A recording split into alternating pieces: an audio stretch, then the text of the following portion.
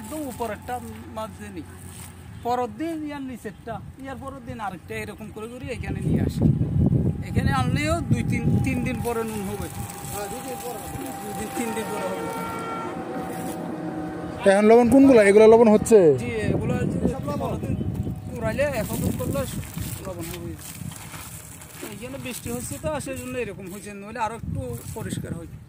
এগুলা কি ওই যে ওইটা একটু উঁচা ছিল, ওর চেয়ে আর একটু নিচা, ওর চেয়ে আর একটু নিচা, এরকম একদিন পর পর নিচে নিচে আসতে আসতে এগুলো এ পর্যন্ত আসছে। এখন এই যে পলিথিন যখন জমাবেন একসঙ্গে পরে লবণ বের হবে। তারপরে এখান থেকে নিয়ে আসবে, আবার হবে, আবার আরো কাটা হয়ে যাবে।